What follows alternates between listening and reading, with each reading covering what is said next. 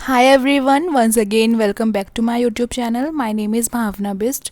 आज की इस वीडियो में मैं आप सभी स्टूडेंट्स के साथ शेयर करने वाली हूँ दिल्ली यूनिवर्सिटी का एक प्रीवियस ईयर क्वेश्चन पेपर, और जिस पेपर का नेम है नेशनलिज्म इन इंडिया। ये आपका एक पेपर होता है नेशनलिज्म इन इंडिया। अब ये पेपर कुछ स्टूडेंट्स को फर्स्ट ईयर में और कुछ स्टूडेंट्स को सेकंड ईयर में पढ़ाया जाता है। ये आपके कॉलेज पर डिपेंड करता है कि वो आपको इस पेपर को कब पढ़ाना चाहते हैं। ये एक पॉलिटिकल साइंस का पेपर है। तो आप जब भी क्वेश्चन पेपर देखें तो पेपर का जो कोड है, यहाँ पे क्वेश्चन पेपर पे यूनिक पेपर कोड भी मेंशन होता है। तो आप पहले अपना कोड भी मैच कर लेना कि आप सही वीडियो देख रहे हो या नहीं देख रहे हो, ठीक है। तो आज हम डिस्कस करेंगे इसका प्रीवियस ईयर क्वेश्चन पेपर, और आपको बताऊंगी मैं कौन कौन से क्वेश्चन इंपॉर्टेंट रहते हैं। बिकॉज आपको पता है कि ड्यू में मोस्टली क्वेश्चन रिपीट होते रहते हैं, ठीक है। तो देख लेते हैं क्वेश्चन पेपर कैसा है। 75 मार्क्स का आप लोग का क्वेश्चन पेपर आने वाला है। टोटल आपको टाइम मिलेगा 3 आवर्स का, ठीक है, यानी कि 3 घंटे मिलेंगे। और आंसर आप हिंदी में भी लिख सकते हैं, इंग्लिश में भी लिख सकते हैं। बस कंडीशन ये है कि सारे आंसर में एक ही मीडियम फॉलो होना चाहिए, यानी कि अगर आप 4 क्वेश्चंस कर रहे हैं तो चारों का मीडियम या तो इंग्लिश हो या फिर चारों का मीडियम हिंदी हो, ठीक है। ऐसा नहीं एक क्वेश्चन हिंदी एक क्वेश्चन हिंदी, ऐसा नहीं करना। एक क्वेश्चन इंग्लिश में कर रहे हो, सेकंड क्वेश्चन हिंदी में कर रहे हो, थर्ड क्वेश्चन फिर इंग्लिश में कर रहे हो। No, same medium should be follow, okay. So देख लेते हैं क्या है इम्पॉर्टेंट क्वेश्चन। इंस्ट्रक्शंस भी रीड कर लेना। आपको सिर्फ 4 क्वेश्चन अटैम्प्ट करने हैं, ठीक है। और आपका ईच क्वेश्चन है 18.75 मार्क का, तो इस अकॉर्डिंग लिख के आना, ठीक है। इंस्ट्रक्शन ज़रूर रीड करा करो क्वेश्चन पेपर की। First question is very important. What do you understand by nationalism? Explain with special reference to nationalist and subaltern perspective. आपको नेशनलिज्म क्या होता है वो एक्सप्लेन करना है, और स्पेशल रेफरेंस किसका देना है आपको, नेशनलिस्ट का एंड सबअल्टर्न पर्सपेक्टिव से, ठीक है। नेशनलिज्म क्या होता है, डेफिनेशन वगैरह अच्छे से लर्न कर लेना। इसके ऊपर क्वेश्चन हमेशा बनता है। हिंदी में भी लिखा हुआ है, हिंदी में भी क्वेश्चन देख लेना जो बच्चे हिंदी मीडियम के हैं। Second question is the social and religious reform movements of the 19th century provided the foundation for nationalism in India. इसमें है कि जो इंडिया में 19th सेंचुरी में जितनी भी मूवमेंट्स हुई थी, social as well as religious reforms हुए थे, तो उन्होंने एक फाउंडेशन की तरह काम करा। फाउंडेशन मतलब नींव की तरह काम करा। किस चीज़ में, नेशनलिज्म इन इंडिया में। इंडिया में नेशनलिज्म की फीलिंग को अराइज़ करने के लिए किसने काम किया है, इन सारी मूवमेंट्स में ही। जब हमारी सोसाइटी में मूवमेंट्स हुई, रिफॉर्म्स हुई, लोगों ने प्रोटेस्ट करना शुरू करा, तब कहीं ना कहीं लोगों के अंदर, देशवासियों के अंदर, ठीक है, फीलिंग ऑफ नेशनलिज्म आई, okay.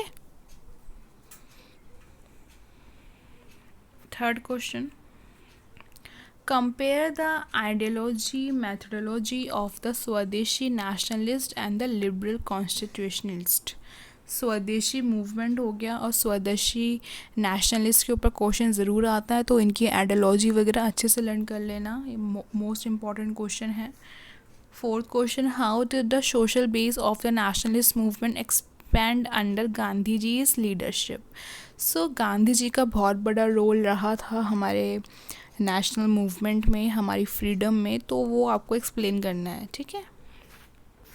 Fifth question, elaborate the nature of participation and role of women in the Indian national movement.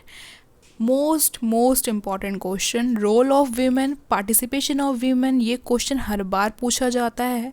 तो इस क्वेश्चन को आप अच्छे से लर्न कर लेना कि औरतों का, वीमेन का क्या रोल था हमारे नेशनल मूवमेंट में। और ऐसा बिल्कुल भी नहीं था कि जितनी भी लड़ाइयाँ थी वो सिर्फ मेंस ने ही लड़ी थी। नो, वीमेन का भी बहुत बड़ा रोल था, औरतों ने भी बहुत अच्छे से पार्टिसिपेट किया था, ठीक है। Six question, peasants and tribal movements has a huge impact on the national movement discuss.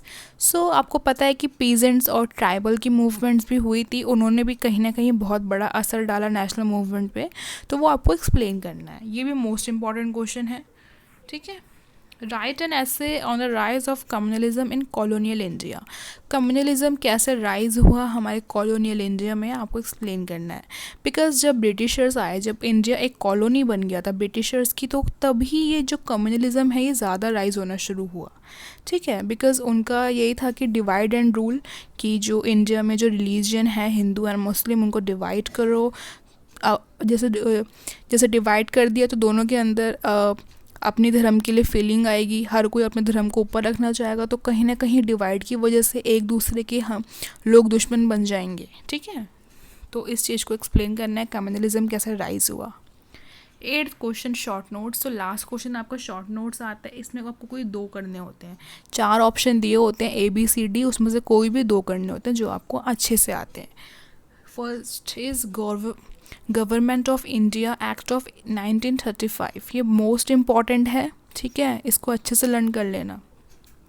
2 nation theory most important है, इसके ऊपर शॉर्ट नोट हर बार देखने को मिल जाता है।